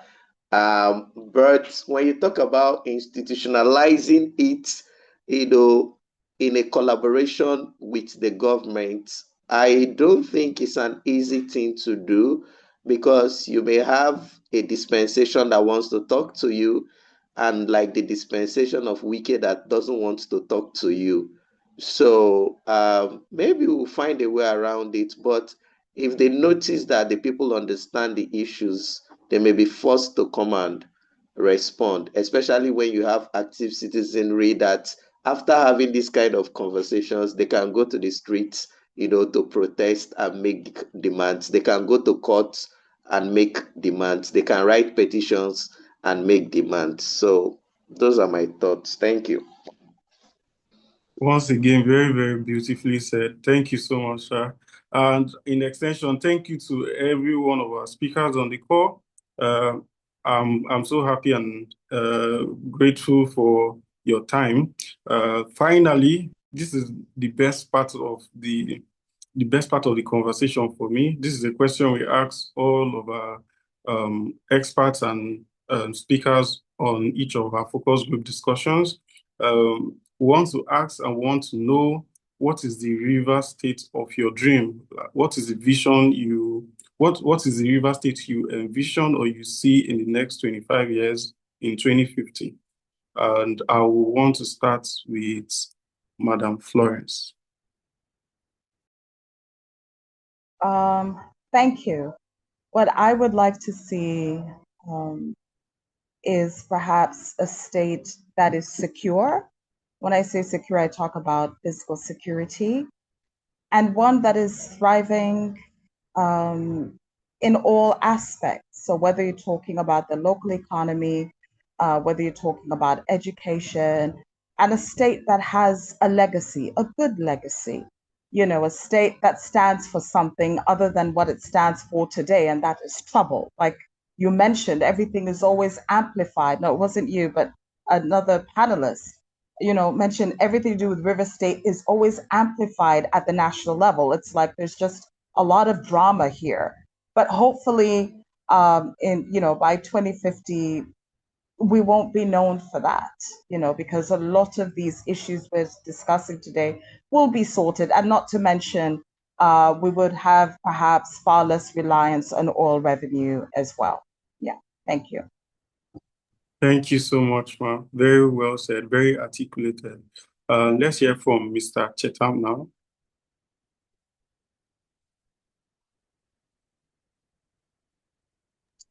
Okay, RiversState of my dream. Exactly, sir. To be honest with you, I don't even know what I dream about this state again, because I think I seem to have even lost that dream as a person. To be honest, I'm very honest with you. I used to delude myself sometimes, but these days I'm beginning to accept partly my faith and trying to do the little I can actually do from my own end. But I desire a RiversState without these current crop persons, without the use of wiki, without this current crop persons we have today in leadership. And that is the Rivers State I desire. I desire a state where, at the end of the day, I could beat my chest and be proud that I'm from Rivers State that is working. Not that I'm from a state where, when we are talking about we are building a ring road, we are not building two small street roads and we call it, we dualize street roads and we call it ring roads and all that. Where we look at, we do needs assessment of what our people need and we start fixing it. We give priority to it, and projects are not done based on political connections, who knows the governor, who is close to the governor, who is what. And I also desire a state where when we carry out projects, the project should actually affect the common man, and that a state that looks beyond tribe and tongue and look at the character of the individuals involved. Because for too long, we have dealt on upland, riverine, Ogoni, Kwere, Eche. These conversations have continued to make us draw back as a state. So my desire for Rivers States are quite enormous. But, sometimes at the end of the day, you seem not to even know what you really want for the state, because the truth of the matter, you want a lot because a lot has gone bad. A lot has gone wrong in this state. But one of the fears I have is that our generation may not be able to be that game changer. We need to focus on raising the generations from primary and secondary school. We are lost. My generation is lost. I don't know, but I feel that our generation is actually lost. Because when you look at some of the persons who were given positions of authority during this crisis, we saw what they did with power. We saw how powerful young men became. And you keep asking yourself, are these same young men of same age category with you and all that? And you begin to imagine. So we are lost. We need to also, if we really want a better society, we really need to channel our energy to those in secondary school and in the primary school. Already now, those in secondary school are already into the Yahoo business. There's a lot of cultism within our secondary school as of today. This conversation, we give a blind eye to it, but if you see what happens within the secondary school right now, it's a crazy thing. So the Rivers State is that desire for it. There's a lot that needs to be done. We are a far cry from the Rivers State that desire for. But whatever it is, we must continue to soldier on. We must continue to do our best and believe that at the end of the day, our little contributions would give us great results. Thank you. Thank you so much, sir. Once again, coming from a very passionate spot. Thank you. So let's hear from Mr. Courage now, and then we'll have Mr. Ken wrap up for us.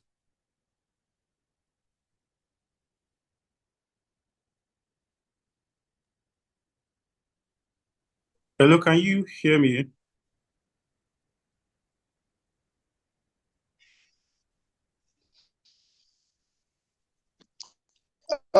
Okay. Okay.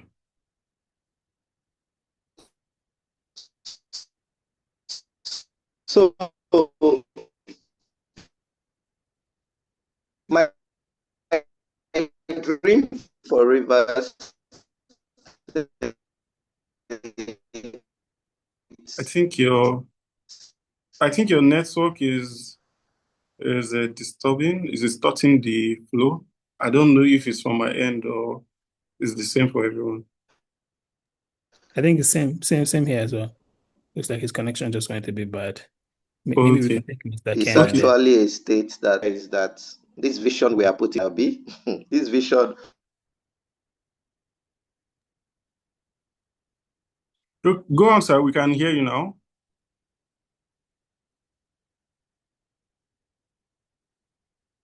Oh, okay. I think we lost him. So let's just move on to Mr. Ken. I believe we'll have a way of getting his inputs after now. So thank you once again to every speaker, and over to Mr. Ken now. Thank you so much, Bira. Thank you. My vision of Rivers State, there are quite a few, right? But I think this vision, some of my thoughts are quite fundamental. I really want to see a Rivers State not defined by crude oil. I also want to see a Rivers State not defined by its weaknesses, violence, militancy, brigandage. Right now, when you step out of this place and you talk about, I mean, Rivers is the capital of the Niger Delta, you talk about Rivers State, you go into a conference room.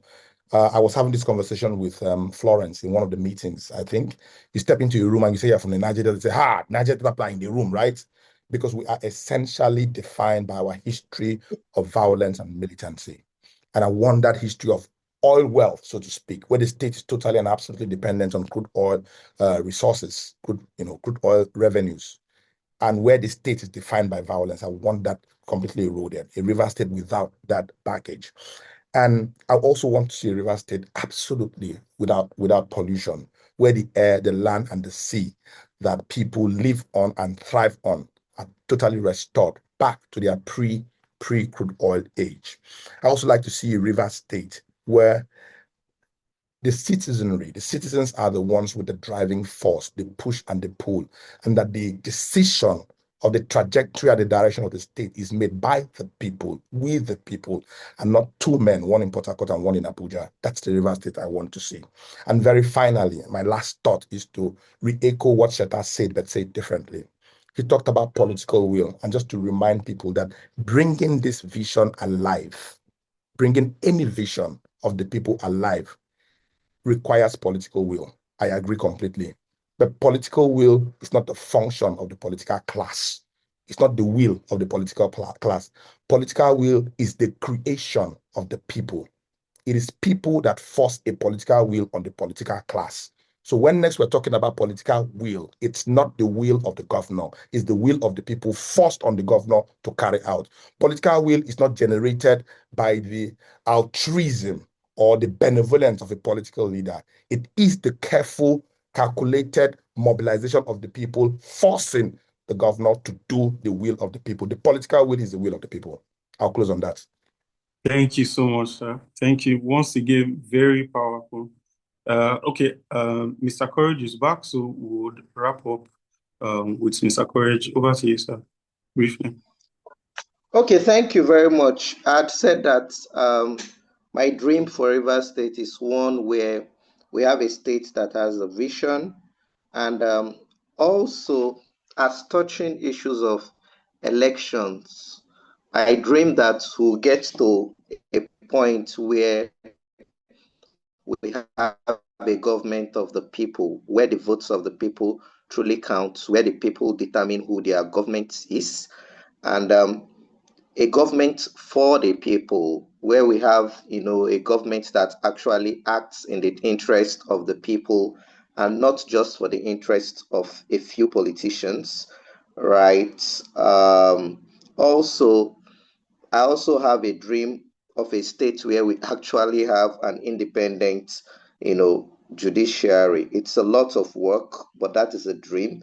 Then a state that is actually a commercial city like Lagos State, where entrepreneurship thrives, where the government ensures that the enabling environment is there, for businesses to thrive, where we have constant power supply, we can do that, and where actually the responsibility of the government to secure our lives and our welfare is actually, achieved. Thank you very much. And where human rights is respected.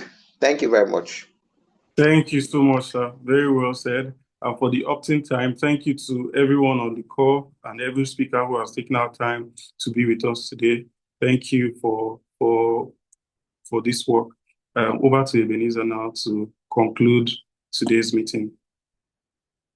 Thank you. No, thank you so much, Bira. Just seeing the time is 2 hours that our guests have given to us. I'm sure if we we wanted to ask them to consult for us for 2 hours, you probably will sell all of us and we'll still not be able to afford them for the level of wisdom and experience that they all bring. But thank you. Thanks a lot. We really appreciate all of this. All these insights, our rapporteurs have taken all of the notes. All these insights will go into the Rivers 2050 vision book, and you will definitely be the first to know once we have the book ready. Sometime in August, the book committee already is working together to put all of this together. Next Saturday, we're going to discuss the housing issue. I was so happy when Mr. Chetam mentioned this, because this is a big issue right now, whether you're searching for houses, whether you're trying to, even your current accommodation, the cost of rent and everything is just skyrocketing. And, how do we think about our city beyond just the clustering of Port Harcourt, but also, having other urban centers in smaller towns? Next Saturday, 4 p.m., we're bringing together all of the experts, realtors, people from Greater Port Harcourt, etc., to come discuss this as our next conversation. We also have many more conversations lined up for April and May. We're talking to local government people. Some of them are complaining about Zoom and not being able to get on Zoom. So when Ken was speaking about technology, I was like, yes, we need to fix that, because we have our local government chairman complaining that they cannot use Zoom. And that's something that we're currently trying to fix. So we're currently scheduled that for the 18th of April, all things being equal. We've spoken to the younger generation. Chetam also mentioned this Generation Alpha. We're going to speak to the older generation now, people who are 60 years and above, the Elders Forum. We're trying to bring together all the various elder statesmen to talk about why we did not fix RiversState and what they think we should do for the next 25 years. And we hope that will be a conversation that works. So please stay in touch with us. All of these conversations on peace and security, transportation, food security, and then energy, and how that state can generate our own power are part of the conversations. Our final conversation will be with the House of Assembly, because just as everyone said, that's the engine of where policies. We hope that this vision actually will be signed into law, and there'll be a bill to back it up, so that at least we can take government to court if these aspects of the vision are not realized. We hope that we can bring all of them together. We have reached out to the House of Assembly members, and we hope that we can, grow beyond the political fracas to actually come together to work towards the vision of the states. Thanks a lot. We really appreciate you. 2 hours it's a very long time.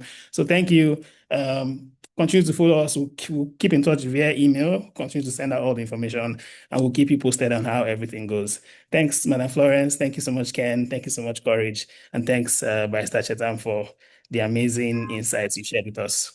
Have a great rest of your weekend and rest of your evening. Yeah. Bye. Thank Bye. you. Thank you, Ethan. Thank you.